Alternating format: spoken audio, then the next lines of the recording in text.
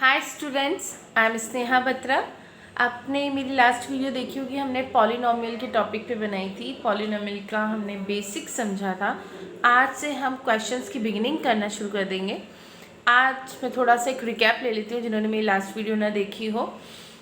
हमारे पास हम यहाँ पर बताने जा रहे हैं ज़ीरोज़ और क्वाड्रेटिक पॉलिनोमियल के कोफिशिएंट के बीच में रिलेशन क्या होता है। अब ज़ीरोज़ क्या होता है, जिन्होंने वीडियो नहीं देखी उन्हें पता नहीं होगा। अगर भी इक्वेशन कुछ इस तरीके से हो, a x square plus b x plus c is equal to zero, तो इसके चूँकि पावर 2 है, यानी ये 2 डिग्री की इक्वेशन है, इट मीन्स ये क्वाड्रेटिक इक्वेशन है। क्वाड्रेटिक इक्वेशन को सॉल्व करने पर जो x की 2 वैल्यूज़ निकलेंगी जो इस इक्वेशन को सेटिस्फाइड करेंगी, जिसमें अगर हम वो x की वैल्यू यहाँ रखेंगे तो आंसर 0 आएगा, वो इसके ज़ीरोज़ कहलाते हैं। वो वैल्यू 0 कहलाती है जिन्हें रखने पर आंसर 0 आ जाए। ओके, तो अब इसके डायरेक्ट लेट, अगर हमारे पास हम इसके फैक्टराइजेशन वगैरह के मेथड आपको हम अपने फैक्टराइजेशन और एक्सपेंशन वाले चैप्टर्स में देख चुके हैं। अगर हम उसकी कुछ फैक्टराइजेशन करने पर अगर सपोज हमारे अल्फ़ा और बीटा 2 ज़ीरोज़ निकल गए, तो हम इनका रिलेशन कैसे बताएंगे। अल्फ़ा प्लस बीटा हमेशा माइनस बी अपॉन ए के बराबर होता है, जहाँ हमने बताया था बी क्या होता है, एक्स का कॉफिशिएंट होता है, ए एक्स स्क्वायर का कॉफिशिएंट होता है, and alpha beta is equal to C upon ए, यानी सी का कांस्टेंट टर्म और एक्स स्क्वायर का कॉफिशिएंट होता है। अब नॉर्मली इसी तरीके से, जैसे ये एक रिलेशन है, इससे हम कैसे क्वेश्चन करेंगे मैं आपको बता ही दूंगी। इसी तरह हमारे पास एक इक्वेशन होती है ए एक्स क्यूब, ये दूसरा फॉर्मूला है जो मैं आज आपको बताना चाह रही हूँ। A x cube plus b x square plus c x plus d, आप समझ ही गए होंगे ये दूसरे टाइप की इक्वेशन है जिसे हम क्यूबिक इक्वेशन कहते हैं। क्यूबिक इक्वेशन में क्या होता है, यहाँ पर अगर चूँकि पावर 3 है, यानी ये 3 डिग्री की पावर होगी, यानी इसमें x के 3 सॉल्यूशंस आंसर्स निकल सकते हैं। तो मान लीजिए कि वहाँ पर अल्फ़ा बीटा और गामा निकलते हैं, तो यहाँ पर भी एक यूनिक सा आपको देखने को मिलेगा। मैं आपको इनका एप्लीकेशन जस्ट अभी बताने वाली हूँ, आप ज़रूर इस वीडियो को पूरा देखिएगा। कई क्वेश्चन ऐसे हैं जो पहले बोर्ड में आए हुए हैं। इसका होता है alpha plus beta plus gamma, यानी तीनों जो ज़ीरोज़ हैं उनका जो सम होता है माइनस बी अपॉन ए। देखिए वो इधर भी था, पहले भी था alpha plus beta minus b upon a. फिर होता है alpha beta plus beta gamma plus gamma alpha, इनका सम होता है सी बाय ए के। ओके, और अल्फ़ा बीटा गामा इनका जो मल्टीप्लिकेशन होता है माइनस डी बाय ए के होता है। ये आप अगर लर्न कर लेंगे तो बहुत सा आसान हो जाएगा, और नहीं याद करना तो समझ लीजिए बी अपॉन ए, सी अपॉन ए और डी अपॉन ए, पहले वाले में माइनस, सेकंड वाले में, लास्ट वाले में माइनस। अब इन क्वेश्चन की फॉर्मूला आज आपको लर्न करने पड़ते हैं, और इसके बाद जो इनके एप्लीकेशंस हैं वो मैं आपको बताने जा रही हूँ जस्ट अभी। ये हमारा एक क्वेश्चन है, इसमें हमसे पूछा है find the zero of the quadratic polynomial 4x square minus 4x minus 3 and verify. ये भी वेरीफाई करना है, यानी पहला काम तो है कि आप इसके ज़ीरोज़ निकालिए। ज़ीरोज़ निकालने के बाद उनका रिलेशन कोफिशिएंट्स के साथ कैसे है वो भी आपको समझाना है। तो मैं बताती हूँ कि अगर 4x square minus 4x minus 3, आपको मेरी कुछ लास्ट वीडियो दिख जाएंगी जिसमें आपको क्वाड्रेटिक ट्राइनोमियल के सॉल्यूशंस मैंने सिखाए हैं, उसके अकॉर्डिंग ही हम कर रहे हैं। आगे पीछे लिख दिया 4 3 12, तो 6 2 12, यानी अगर आपको ये समझ में नहीं आया तो प्लीज़ आप मेरी वीडियो पिछली देख लीजिएगा। 2x निकाला तो 2x minus 3 plus 2x minus 3 is equal to, यानी कि 2x माइनस 3 कॉमन ले लिया तो बचा 2x plus 1 is equal to 0। यानी दो नंबर्स का मल्टीप्लिकेशन अगर ज़ीरो हो रहा है, यानी ये ज़ीरो हो जाएगा या फिर ये वाली वैल्यू ज़ीरो होगी, इन दोनों में से कोई एक, तो हम बोलते हैं या, और हो सकता है दोनों भी ज़ीरो हों, तभी तो दो चीज़ों का नंबर कभी दो नंबर्स का मल्टीप्लिकेशन हमेशा उस नंबरों से बड़ा आता है। लेकिन दो नंबरों का मल्टीप्लिकेशन अगर छोटा आ रहा है, यानी उनमें से कोई एक चीज़ या मे भी पॉसिबल दोनों ही ज़ीरो हो, तो हम ये कंडीशन लेके चलते हैं। तो यहाँ से हो जाएगा 2x इज इक्वल टू 3/2, और यहाँ से हो जाएगा x is equal to minus 1/2, यानी x के आंसर क्या है 3/2 एंड माइनस तो हमने इनको अल्फ़ा मान लिया, इसको बीटा मान लिया। बस अब हमारा यहाँ से काम शुरू हो गया। आप अल्फ़ा प्लस बीटा करके देखिए। अल्फ़ा प्लस बीटा करने पे आपका क्या आता है, इन्होंने बोला है कि अल्फ़ा प्लस बीटा यानी 3/2 माइनस 1/2 हो जाएगा, यानी कि 2/2। अब आप चूँकि 10th क्लास में हैं, आप इतना समझ ही जाएंगे 1। और हम देखें कि अल्फ़ा प्लस बीटा का हमें वैल्यू क्या दी गई थी, -b/a। तो -b/a करने पर यहाँ पे इक्वेशन में b क्या है, x का कॉफिशिएंट, ये कितना है -4। तो हम -4 और यहाँ पे ये क्या है 4, तो -4/4, तो ये माइनस माइनस प्लस 4/4 यानी 1। देखिए ये दोनों बराबर आ गए, इसका मतलब ये सही है। इसी तरह अल्फ़ा बीटा का मल्टीप्लिकेशन होता है, ये हो जाएगा 3/2 multiply -1/2 which is equal to -3/4। और यही चीज़ आप यहाँ पर देख लीजिए, c/a, तो c कितना है -3, a कितना है 4, ये c/a के बराबर ही है, यानी हमारा आंसर सही है। Now next question is this. हमारा नेक्स्ट क्वेश्चन है फाइंड द क्वाड्रेटिक पॉलिनोमियल रूज। एक क्वाड्रेटिक पॉलिनोमियल का पता लगाना है जिसमें 2/3 और -1/4 है और उनका रिलेशन भी निकालना है। अगर आपको एक अल्फ़ा की वैल्यू 2/3 दे रखा है, बीटा की वैल्यू -1/4 दे रखा है, तो इनके बीच का अगर इनसे आपको ये पता चलता है कि यहाँ पर ये किसके इनके ज़ीरोज़ दे रखे हैं, तो ऑब्वियसली अल्फ़ा प्लस बीटा कितना होगा -b/a। यानी कि हम करके देख लें, 2/3 वैल्यू पुट करें, 2/3 प्लस -1/4 कितना हो जाएगा, ये 12 एलसीएम आया, 3 4 ज़ा 4 2 ज़ा 8 प्लस 4 3 ज़ा यानी -3। आंसर आया 5/12 क्योंकि 8 पॉजिटिव है, -3 आंसर इज। अल्फ़ा बीटा की वैल्यू कितनी होगी, 2/3 multiply -1/4 which is equal to -1/6।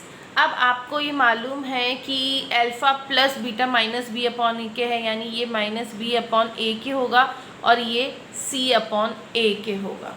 Okay, आप इससे कंपेयर कर सकते हैं कि इक्वेशन क्या बनेगी, आपकी वेरीफाई हो गए। और फिर अब आप इनकी जो इक्वेशन बनाएंगे वो क्या होगा, ax² plus bx plus c is equal to 0 होता है। a की वैल्यू आ रही है 12 और यहाँ पर आ रही है a की वैल्यू 6। कन्फ्यूज़न है तो मैं यहाँ पर क्या करूँगी, ऊपर नीचे 2 से मल्टीप्लाई कर दूँगी, तो यहाँ बनेगा -2/12। ओके, तो अब यहाँ पर भी a की वैल्यू 12 और यहाँ पर भी a की वैल्यू 12, तो यानी मैं 12x²। b की वैल्यू कितनी है, b की वैल्यू -5 लिख देंगे क्योंकि -b इज इक्वल टू 5 है, तो b की वैल्यू -5x। c की वैल्यू कितनी हो जाएगी, -2। c की वैल्यू हो गई -2 इज इक्वल टू 0। ये हमारा answer. Okay, now next question. हाँ जी, अब हमारा नेक्स्ट क्वेश्चन है, इफ़ 1 0 ऑफ अ पॉलिनोमियल, एक पॉलिनोमियल है, उसकी एक जो ज़ीरो यानी एक वैल्यू है वो ये वाली इक्वेशन है, और इसमें एक जो पॉलिनोमियल का जो एक ज़ीरो है is reciprocal of the other, मतलब एक ज़ीरो की वैल्यू दूसरे से अपोजिट है, तो यहाँ एक ही निकालना। तो हम मानते हैं आपको यहाँ पर पहले देना है कि गिवन क्या है। आपको गिवन दे रखा है a² plus a into x² plus 13x plus 6a is equal to, आप ये आपको एक इक्वेशन दे रखी है, इक्वेशन 1। आपने माना let the zero is alpha and the other zero is 1/अल्फ़ा। अब आपके पास दो केसेस बन जाएंगे। आप अल्फ़ा से वैल्यू, अब आपको अल्फ़ा की वैल्यू भी नहीं मालूम, ए की वैल्यू भी नहीं मालूम, तो आप एक काम कर सकते हैं, एक बार तो अल्फ़ा प्लस 1/अल्फ़ा निकाल सकते हैं क्योंकि उनका जो मूल होगा, और यहाँ पे इसकी वैल्यू होगी -13/a² प्लस a, और एक वैल्यू होगी जो होगी अल्फ़ा इंटू 1/अल्फ़ा is equal to 6/a² plus a। यहाँ पर जब मैं मल्टीप्लाई कर रही हूँ तो अल्फ़ा से अल्फ़ा कट हो जाएगा, यानी आंसर। अब मेरे पास ये सेकंड इक्वेशन थी और ये थर्ड, हमने यहाँ वैल्यू पुट करके देखा 6/a² प्लस a, ये वहाँ चला जाएगा तो आंसर कितना आएगा a² plus a is equal to 6, यानी a² plus a minus 6 which is equal to 3a। अब जिन बच्चों ने ये इक्वेशन नहीं देख रखी है वो प्लीज़ मेरी लास्ट वीडियो देख लीजिएगा। -6 इज इक्वल टू 0। आप मेरी लास्ट वीडियो देखेंगे तो quadratic solution of quadratic equation of trinomial वो आपको मिल जाएंगे फैक्टराइजेशन में। a plus 3 is equal to 0।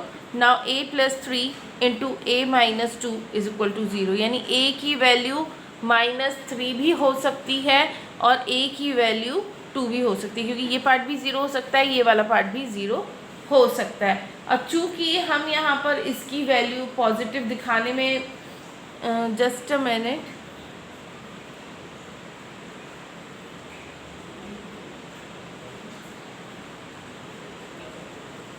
तो आप इसकी वैल्यू a की वैल्यू 3 भी रख -3 भी हो सकती है, a की वैल्यू आपके पास 2 भी पॉसिबल हो सकती है।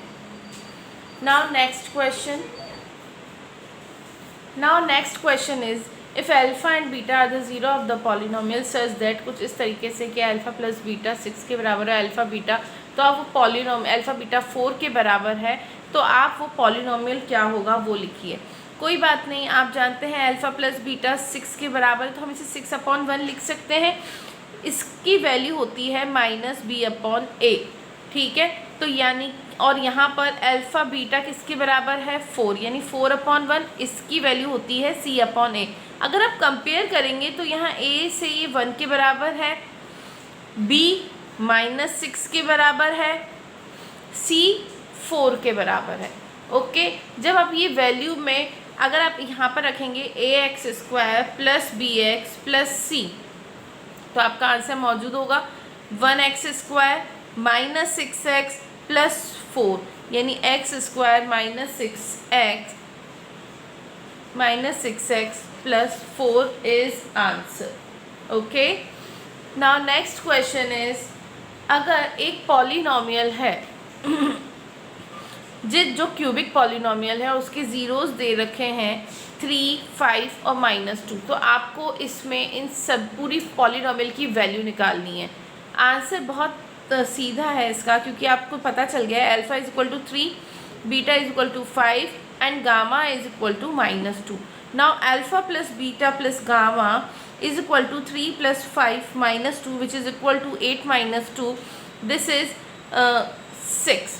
Okay, now alpha beta plus beta gamma plus gamma alpha is equal to alpha into beta, multiply कर लीजिए 15, 3 5 = 15, 4 2 5 2 10, क्योंकि बीटा और गामा को मल्टीप्लाई करा है। और फिर नेक्स्ट टाइम पे हम अल्फ़ा और गामा को मल्टीप्लाई करेंगे तो -6, आंसर कितना आएगा 15 - 16, यानी आंसर आया -1। Now alpha beta gamma which is equal to कितना होगा 3 5 = 15, 15 इंटू -2